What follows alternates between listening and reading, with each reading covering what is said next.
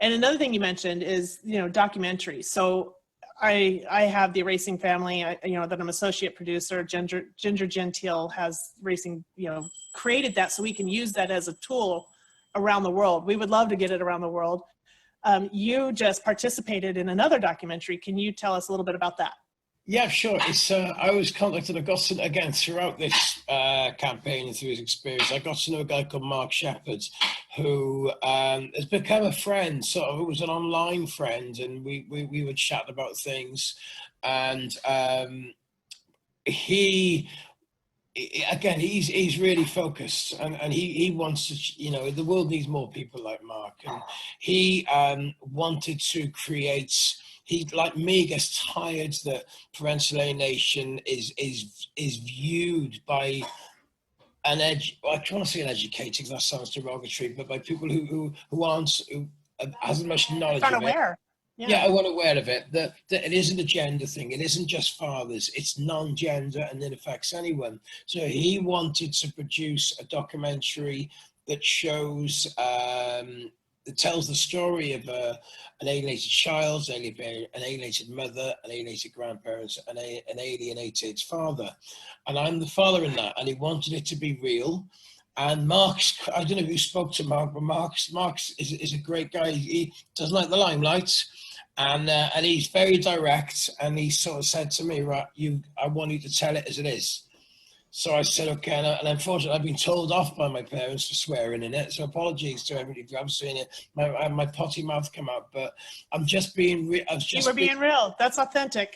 And I thought that, and the stories in there, each one is individual, but each one is also the same. And he's created it because he wanted people who are outside of parental alienation to hear what the stories are and to get a better understanding of what the stories are, and I think he's achieved that. And it is quite powerful. And I know it was aired on Sunday. I've been overwhelmed with messages of support. Yeah, I watched it. I believe it's been, it's going to be going online permanently, and I think the tool is to educate and to engage, so that other people can see what it's all about and can see the damage, can see the consistencies from different points of view too. Even the partner, that it wasn't her child, but it was her partner. Yeah, and I think her was her name. Of course, yes, yeah. Heartbreaking. Yeah, I mean, so he really brought in the different points of view, and just kind of wrapped it all together. So it was a lot of information in there. Yeah, I think it was, and I'm sort of I really did think he did a good job. It is, it's an uncomfortable watch sometimes, and but it's real. And I said that the damage that parental alienation is causing not just individuals, society, for generations. Parents, grandparents, the children, and obviously the children themselves. It's unreal, and it's like I say, we need these stories to be told in order to prevent it from happening again. And sometimes that means we have to get out of our comfort zone and trust me. We have to push it.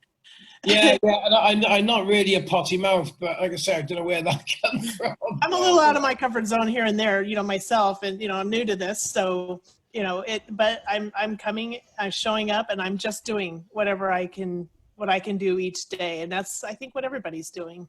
Dawn, I think it's a wonderful thing you do, and we need that. It's we can all doing our bit. My bit is through what you call it, entertainment or art, and I think that you can educate people without preaching. That's what I liked about what you, and this is real life.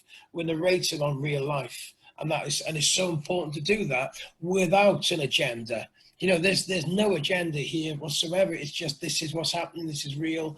All I want is for people to benefit from, whilst I'm healing, if other people benefit from that and society becomes better and we eradicate it, then that's a wonderful thing. And, honestly, we need more. We need more of these. We need more documentaries. We need more films. We need more. Because I think, and Ginger, said it at one point that, and it's probably on the website, we change the hearts of children through film. We change the hearts of the general public through film. So when we go to see a film, we kind of check out of reality, right? And we're engaged in the film and we are relating to that character on the film. One of us picks, we pick a character and, we can relate to it. There's always a character or more in the film that we can relate to. And that's exactly what these films are doing, is it's helping to bring it to a relatable level that the general public can see, but they're not being preached to, like you said. Yeah. They're just kind of being shown what's really going on. And that actually is making them aware without really knowing it. So the more of these we can show, the more we get out there on Netflix, the more we put out there on YouTube, the more people that see these tools and see these films, and even these videos here that we're doing, that's what we've really got to start ramping that up and making it everywhere. And the thing is because it's so dramatic, from a cynical perspective, it's really entertaining because they're real. Like, I'm sure you could tell your story, I could tell my story, and some of and that's something that I'm working on at the moment, is I'm trying to blend my story into a show.